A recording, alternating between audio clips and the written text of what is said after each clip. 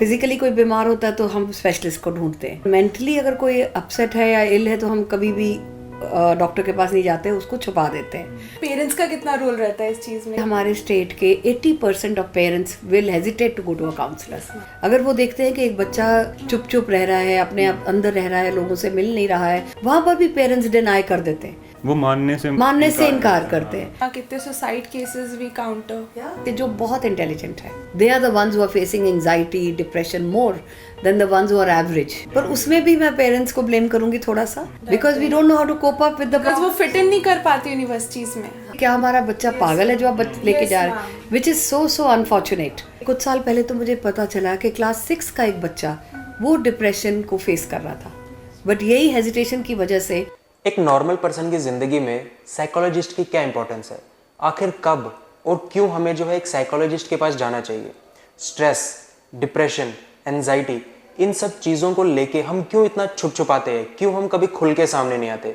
और क्यों अगर कोई खुल के इन सब चीज़ों को लेके एक साइकोलॉजिस्ट के पास जाता है, ये सब चीज़ें एडमिट करता है, तो सोसाइटी जो है उसे एक मेंटल इलनेस का टैग दे देती है। इन सब चीज़ों पे बात करने के लिए, इन सब चीज़ों को और अच्छे से गहराई से डीपली समझने के लिए आज हमारे साथ मौजूद है doctor Chand Trihan. Hello ma'am, thank you so much for joining us today. Hello, thank you for inviting me. Ma'am आज नया सेटअप है, हमने आज पहली शुरुआत आपसे की हुई है। कंग्रेचुलेशंस, बहुत अच्छा सेटअप है, वेरी नाइस। तो मैम जब हम डिसाइड कर रहे थे कि नेक्स्ट गेस्ट कौन आने वाला है, तो हमारे एक टीम मेंबर ने सजेस्ट किया कि we should invite a counsellor, but at least 70% हमारे टीम मेंबर्स का कुछ पता ही नहीं था कि काउंसलर्स होते क्या हैं। तो एग्जैक्टली काउंसलर्स का मतलब काम क्या है एंड होते क्या हैं? सी, काउंसलर्स बेसिकली प्रोफेशनल्स होते हैं जो कि ट्रेंड होते हैं ह्यूमन साइकोलॉजी पे, एंड वो हेल्प करते हैं लोगों को जिनके पास कोई भी तरह का मेंटल इशू हो। सो दे आर ट्रेंड प्रोफेशनल्स जिनकी पढ़ाई साइकोलॉजी में होती है, तो वो काउंसलर्स बनते हैं। एंड काउंसलर्स भी अलग अलग तरह के होते हैं, जैसे आपके क्लिनिकल काउंसलर्स हैं, आपके नॉर्मल काउंसलर्स जो स्कूल्स के साथ जुड़े हैं, मैरिज काउंसलर्स हैं। सो काउंसलर्स भी बहुत तरह के अब स्पेशलाइजेशंस आने लग गई हैं। तो मैम अगर काउंसलर्स इतने इंपॉर्टेंट है, मतलब जैसे आपने बताया, तो इंडिया में स्टिल एक नंबर कम है as compared to other countries. तो बिकॉज इंडिया में अभी तक हम मेंटल हेल्थ को लेके हम उस पर फोकस करते ही नहीं है। फिजिकली कोई बीमार होता है तो हम स्पेशलिस्ट को ढूंढते हैं, पर मेंटली अगर कोई अपसेट है या इल है तो हम कभी भी डॉक्टर के पास नहीं जाते, उसको छुपा देते हैं। सो साइकोलॉजी सब्जेक्ट तो बहुत पुराना सब्जेक्ट है, पर काउंसलिंग फील्ड बहुत नई है। स्पेशली अगर JNK की मैं बात करूं तो मैं एक पायनियर हूं यहाँ पे। 2000 में जब मैं जम्मू में आई तो मेरा ही पहला क्लिनिक बना और मुझे छुप के काउंसलिंग का क्लिनिक चलाना पड़ा, और धीरे धीरे मुझे फिर CBSE के साथ जुड़ के, आर्मी के स्कूल्स के साथ जुड़ के मैंने काउंसलिंग का कॉन्सेप्ट जो है स्कूलों तक पहुंचाया। एंड अब खुशी होती है देख के कि काउंसलर्स को मैंडेटरी कर दिया है CBSE ने, आर्मी वालों ने भी कर दिया है। एंड सबसे ज़्यादा जो मुझे खुशी होती है कि अब मेरे क्लिनिक में लोग वॉलंटियर करके आते हैं अपने बच्चों को लेके कि हमें यार बच्चे को काउंसलिंग की ज़रूरत है। बट मैम कहीं ना कहीं हम तो इस चीज़ को देखेंगे कि पेरेंट्स का कितना रोल रहता है इस चीज़ में, क्योंकि कितने पेरेंट्स तो हेजिटेट खुद करते हैं इस चीज़ को। एक डिनायल है। And I am happy that you brought up this point, because आज के दौर में भी आई वुड से कि हमारे स्टेट के 80% of parents will hesitate to go to a counsellor. And in fact schools में भी अगर काउंसलर के पास बच्चे को रेफर करते हैं तो एक रिएक्शन होता है, मैम एक छुप आके भेजते हैं। और वो रिएक्शन होता है कि क्या हमारा बच्चा पागल है जो आप लेके जा रहे हैं, विच इज़ सो अनफॉर्चुनेट। सो अगर फॉरेन कंट्रीज़ के साथ कंपेयर करो तो वहाँ तो बच्चा अगर एग्रेशन दिखाता है तो वो काउंसलर के पास पहुँच जाते हैं।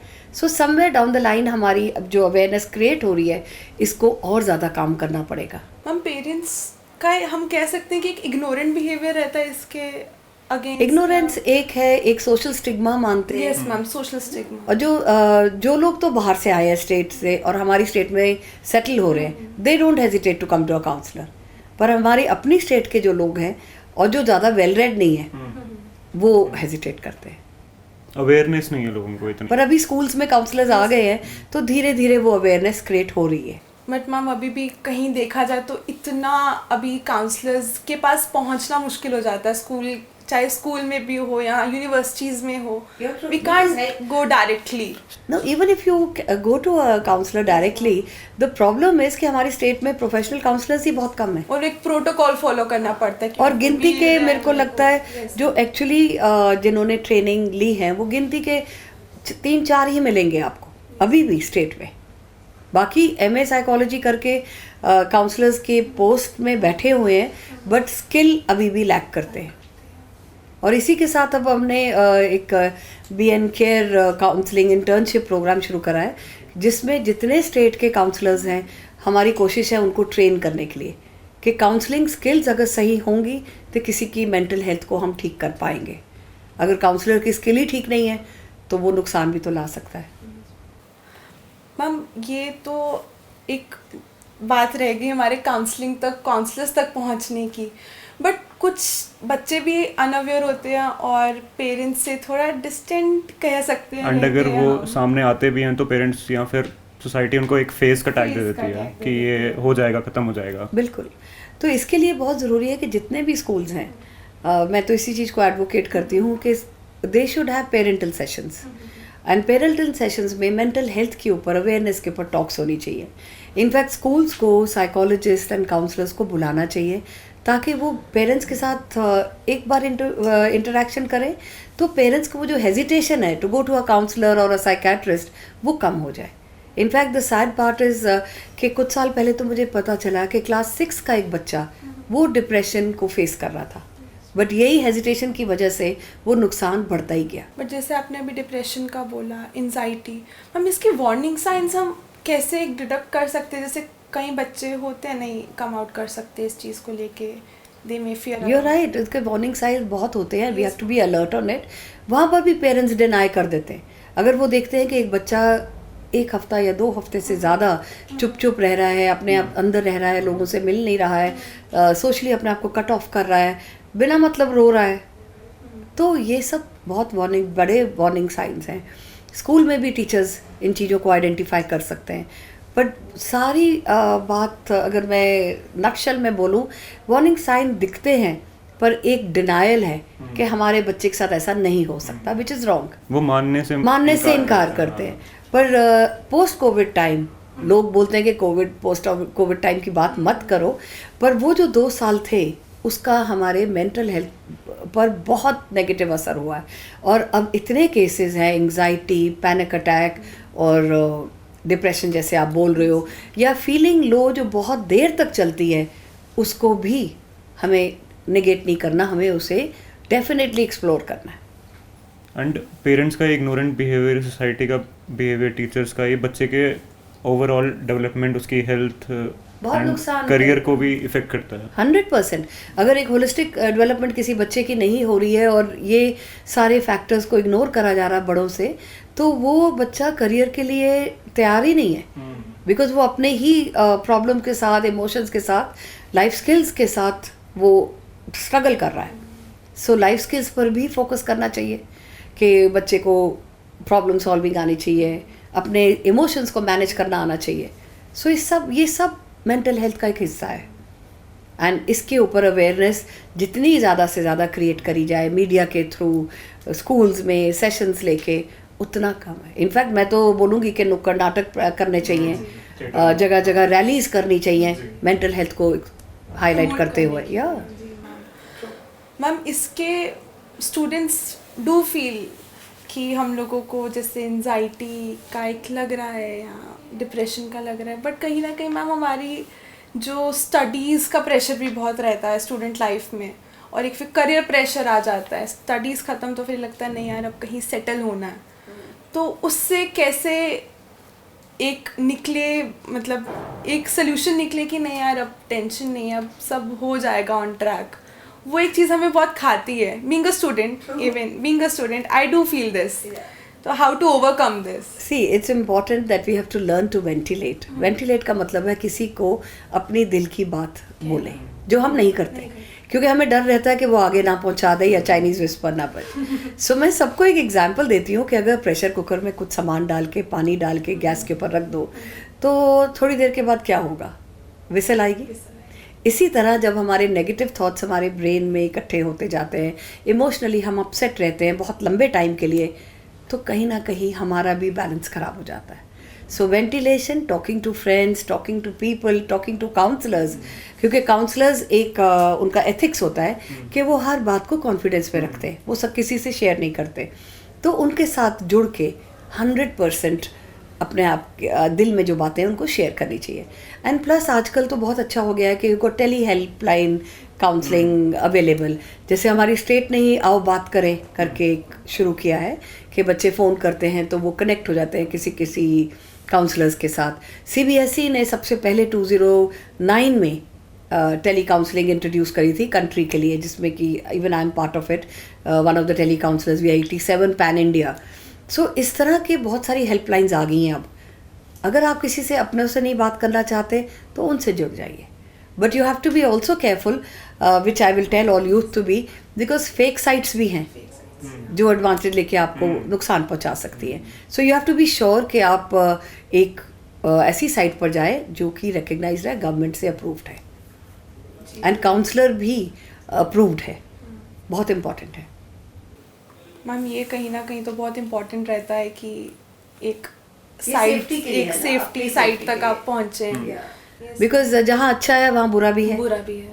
एंड बुरे लोग ज़्यादा हो जाते बुरे हैं कि लोग उनको इजी प्रे मिल जाता है, क्योंकि काउंसलर के पास वही जाएगा जिसके पास कोई प्रॉब्लम है, तो वो वनरेबल है, जो डिस्टर्ब होगा ज़्यादा, डिस्टर्ब होगा, तो वो वनरेबल है, वीक है, तो उसका एडवांटेज हो सकता है कोई ले ले. So always go to recognise government sites या professional counsellors of repute. But still अभी देखा जाए तो नंबर्स काफ़ी कम है इनके. नंबर्स तो बहुत कम है जी.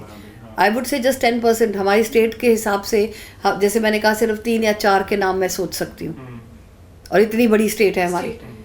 सो हम लोग टेली काउंसलिंग का हेल्प ले सकते हैं. जो बाहर की स्टेट्स के काउंसलर्स हैं वो भी सर्विस कर रहे हैं, CBSE कर रही है, तो इस तरह के लोगों के साथ जुड़ सकते हैं, जब तक कि हमारे अपने काउंसलर्स भी तैयार हो रहे हैं जो खूब हो रहे हैं.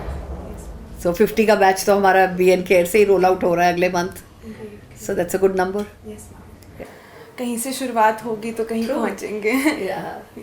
इनफैक्ट पैन इंडिया काम करते हुए मुझे रियलाइज़ हुआ कि हम लोगों के पास डिग्रीज़ हैं, पर जहाँ हमारी स्टेट की बात आ जाती है तो स्किल बिल्डिंग पर हमारा थोड़ा सा एक कमी रह जाती है. और यही सोच के मैंने ये शुरू किया कि जो काउंसलर है वो इतना सक्षम हो कि वो किसी को भी हेल्प कर सके. और हमारे यूथ को सिर्फ एक जो ज़रूरी है कि they must come out and speak about the problems. हम लोग थोड़े शाय हैं as compare to youth of other states. So JNK के जो सो थोड़ा सा हम लोगों को कॉन्फिडेंट होके वेंटिलेट करना पड़ेगा. या मस्ट स्पीक आउट. बात करने से ही प्रॉब्लम सॉल्व हो जाती है, आधी प्रॉब्लम सॉल्व हो जाती है. नहीं तो प्रेशर कुकर की विसल तो याद रहेगी. मैम अब जैसे आपके पास कितने केसेस भी आते होंगे, एंजाइटी, डिप्रेशन, आप कुछ शेयर करना चाहें अपने personal without revealing the name? Yeah, because that is our ethics, we don't. But yes, like I have a clinic here, and plus I am associated with so many schools of Jammu and other schools of other states also. Chandigarh में बहुत काम हो रहा है मेरा. So clinic में by and large जो बच्चे आ रहे हैं, what I have noticed is कि जो बहुत intelligent है, actually उनको problem ज़्यादा है. They are the ones who are facing anxiety, depression more than the ones who are average. Ma'am क्योंकि उनको एक प्रेशर रहता है कि फर्स्ट आना है. हाँ, और एक वो सेंसिटिविटी लेवल बहुत हाई होता है उनका. सो वो केसेस ज़्यादा आते हैं. मैम वो इसलिए भी ज़्यादा आते हैं कि वो अपने सोशल लाइफ में इतने नहीं सिर्फ हैं, पढ़ाई पे फोकस है, उस वजह से ऐसे वो भी एक रीज़न है. करिकुलर एक्टिविटीज़ के लिए, स्पोर्ट्स एंड ऑल के लिए ज़्यादा वो. पर उसमें भी मैं पेरेंट्स को ब्लेम करूँगी थोड़ा सा, क्योंकि हमारी स्टेट में तो नहीं बोलूँगी, पूरे कंट्री में ऐसे होता है. पेरेंटिंग में क्या होता है कि हम वो बच्चों को सिखाते हैं come first. We are not talking about what percentage to get. So बच्चा उस प्रेशर में चुप हो जाता है. उसके साथ साथ जो बच्चे क्लिनिक में आते हैं वो छोटे बच्चे बहुत आते हैं जिनका ये सोशल एंजाइटी, कि उनको लोगों के साथ इंटरेक्ट करना नहीं आता, क्योंकि वो न्यूक्लियर फैमिली से आ रहे हैं. उन्होंने 1-1, 2-2 बच्चे देखे, जहाँ उन्होंने ग्रुप देखा वो विड्रॉ कर जाते हैं. तीसरा जो आता है वो पेरेंटल निगलेक्ट. सो मैं बच्चों को ब्लेम नहीं करूँगी, मैं किसी भी यूथ को ब्लेम नहीं करूँगी, मैं अडल्ट्स को, सोसाइटी को ब्लेम करूँगी कि वो टाइम, क्वालिटी टाइम नहीं दे पा रहे अपने बच्चों को. क्योंकि अगर 1 to 10 ईयर्स में एक पेरेंट या टीचर अच्छे से कनेक्ट हो जाता है तो वही कॉन्फिडेंस बिल्डिंग टाइम है, वही सेल्फ एस्टीम बिल्डिंग टाइम है, प्लस वेंटिलेट करना कैसा है सीख सकता है. As a child become the teenager, वो फिर अपने शेल में विड्रॉ हो जाता है एंड उसके लिए फिर अच्छे गाइड्स नहीं मिलते, तो वो धीरे धीरे हमारा जो यूथ जैसे आपको दिखता है कि वो शाय है, विड्रॉन है, डिप्रेस फील करता है, लो ऑन कॉन्फिडेंस, लोनली है, वो इस तरह का ग्रुप बन जाता है. मैम आप इसको इस चीज़ से भी हम कनेक्ट कर सकते हैं कि मैम जैसे हमारा न्यू जनरेशन पेरेंट भी आ रहा है अब स्लोली, और हमारा जो ओल्ड जनरेशन पेरेंट है, ओल्ड जनरेशन पेरेंट का अपना एक फ़ायदा है कि हम तब एक जॉइंट फैमिली में रहना सीखते थे. अब न्यू जनरेशन विड्रॉ कर रही है खुद जॉइंट फैमिली से न्यूक्लियर फैमिली में. आपके क्या व्यूज़ हैं इसमें कि एक जॉइंट फैमिली में बच्चा ज़्यादा अच्छे से ग्रो करता है या एक न्यूक्लियर फैमिली में, या Gen Z parent is more into good parenting? 100% I would से it should be a joint family, because nuclear family के बहुत नुकसान है एंड वही रीज़न है कि हमारा इतना रेस्टलेस यूथ है अब. Because nuclear family में we are not teaching our children how to be compassionate, how to be sympathetic, how to be giving, caring. Because nuclear family में parents अपने role play कर रहे हैं, they are struggling. Child is left on his own. कि जैसे मर्जी बड़े हो जाओ. So for him, no other person matters, which is so negative in a society. So 100% मैं तो हमेशा हर पेरेंटिंग में भी बोलती हूँ और ऐसे सेशंस में कि जो भी पेरेंट्स अभी न्यूक्लियर फैमिली में हैं वो प्लीज़ अपने पेरेंट्स को इनवाइट करें कि अपने घर में आ जाए. So it should be a joint family. At least once a week कोई आए जाए. डेफिनेटली, बिकॉज वो जो बच्चे हैं वो बुजुर्गों से बहुत कुछ सीखते हैं एंड पेरेंट्स को सही सच बोले तो टाइम ही नहीं है. सो जो बुज़ुर्गों की वैल्यूज़ हैं, जो बुज़ुर्गों के लिए केयरिंग है, वो सब उनके साथ रह के ही आता है.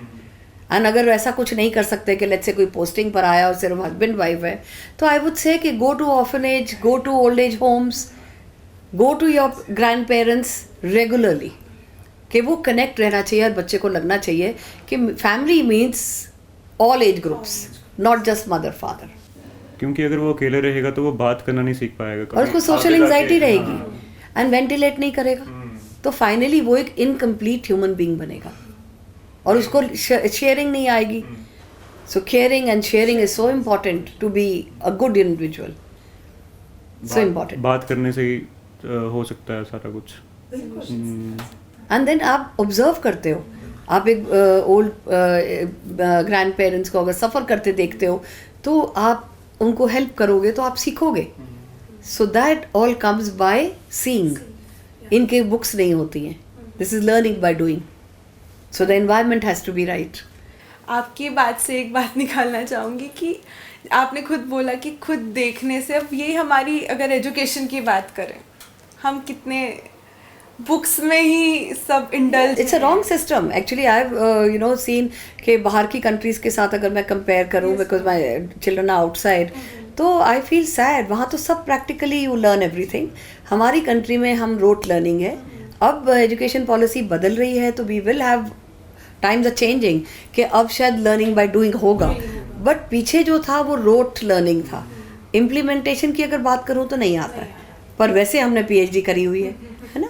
बट अब with the policy changing and thanks to our prime minister ji कि things are going to be very much better.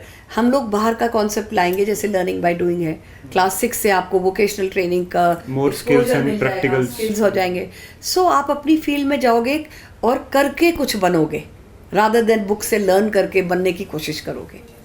Ma'am इसी बात पे करियर भी आ जाते हैं कि हम कितना, जो हमारा अभी तक चलता आ रहा था सिस्टम, हम बस अपना ध्यान दे रहे थे कि बस जॉब के ओरिएंटेड कि मिल जाए, नॉन मेड ले लें, मेड ले लें. 8th हो गई तो 10th की टेंशन, कुछ नहीं है. 10th की तो 12th की. बट यहाँ पर देखो कितना बड़ा हमारा एक जो गैप रह गया था, वो ये है कि पढ़ाई में तो हम सक्षम हो गए, 90% आ गए, चलो अच्छे नंबर आ गए. इंटरव्यू के लिए जब जाते हैं तो लाइफ स्किल्स लैक करते हैं. हमें शायद इंटरव्यू फेस करना ही नहीं आता. which this also through your media today I would say that every school should at least have little exposure to students. Mock interviews school में ही कराएं ताकि एक बच्चा इंटरव्यू फेस करने के लिए वो स्किल्स डेवलप करके स्कूल पास आउट हो. 12th के बाद में बच्चा लॉस्ट है, कॉलेज में सिखाने वाला कोई है नहीं है. सो मैं तो यही एडवोकेट करती हूँ कि स्कूल्स में भी 8, 9, 10th, 11th, 12th should be getting ready for the next phase. That means mock interviews, independent, on any topic, speak about it, make friends. इस तरह की एक्टिविटीज़ इनकलकेट करनी जिससे कि लाइफ स्किल्स एनहांस हो एंड बच्चा जब 12th पास आउट करे तो किसी भी स्टेट में वो अच्छे से सेट हो सकता है. यस मैम, वरना कितने सुसाइड केसेस भी counter because of the pressure, because we don't know how to cope up with the, because वो फिट इन नहीं कर पाती यूनिवर्सिटीज में. कितने बच्चे यूनिवर्सिटीज में फिट इन ही नहीं कर पाते हैं. नहीं, आप ड्रॉप आउट रेट्स देखें. Yes ma'am, drop out rates कितने हैं. In fact I went to Chandigarh और हमारी स्टेट के बहुत सारे बच्चे उनकी यूनिवर्सिटीज़ में हैं वहाँ पे. तो वहाँ पर भी कुछ मैं ऐसे सेशंस ले रही थी and I was sad to see कि हमारे बच्चे स्पेशली लेह लद्दाख कश्मीर वैली वहाँ से भी आए हुए थे. They were just quiet. बाकी लोग बात कर रहे हैं, इंटरेक्ट कर रहे हैं, आके कुछ बोलते हैं, पर ये बच्चे चुप करके सिर्फ सुन रहे थे because they lack the confidence to speak up. उन्हें लगता था कि हम जो भी बोलेंगे शायद गलत बोलेंगे. सो ये सब कॉन्फिडेंस बिल्डिंग हमारे स्कूल में होनी चाहिए अभी. मैम अगर कोई स्किल आप थोड़ा सा शेयर करना चाहें कि how to build that thing in your, let's say if you have, your level, we are talking about confidence, let's take that. Self esteem कैसे बढ़ाना है. So I have knowledge for example and I don't have confidence. So how do I start? I start with looking at myself in the mirror and practicing for myself, thinking the reflection is the image. Then I take up 2 of my friends, next time speak in front of 2, then 4, then 6, then 10, and that's how I increase. And a time will come when you will address thousands without even feeling that you're addressing thousands. So हमेशा छोटे group से शुरू करो जो आपके known है, फिर unknown and then the masses. उन स्कूल्स में भी यही होता है ना, जैसे अगर कोई 3 बच्चे हैं एक 50 की क्लास में, 3 बच्चों को बोलना अच्छा आता है तो वो उन्हीं 3 को प्रमोट करेंगे. जो गलत है. बाकी ये नहीं कि बाकी जो है उनको भी थोड़ा थोड़ा एटलीस्ट सिखाएं. बिल्कुल right. So there should be like little groups जिसमें एक बोलता है तो बाकी जो 2 नहीं बोलते उनको भी टर्न आए. So it's very very important. एक ये चीज़ बहुत इंपॉर्टेंट है. एक पुश मिलना भी इम्पोर्टेंट. या and another thing which is very important is that train our children and students or any child that they look into the mirror and they start the day by saying I am the best.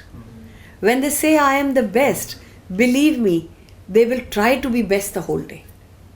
So before you like the world, we have to teach the children to like oneself. तो हम कहीं ना कहीं यहाँ पे teachers का भी बहुत रोल है. टीचर्स का है, पेरेंट्स का है, ग्रो करने में एक बच्चे का. बिल्कुल. और एक टीचर को सेंसिटिव होना चाहिए कि जो बच्चा शाय अवे कर रहा है उसी को लाए बाहर, छोटा सा रोल दे दें ताकि वो अगली बारी दूसरा रोल करे एंड धीरे धीरे वो सबसे आगे भी आ जाए एक दिन. ये बाय रोटेशन होना चाहिए, नॉट कि just because somebody is good तो सिर्फ उसी को प्रमोट करें, which is wrong. We are doing injustice to 95% people.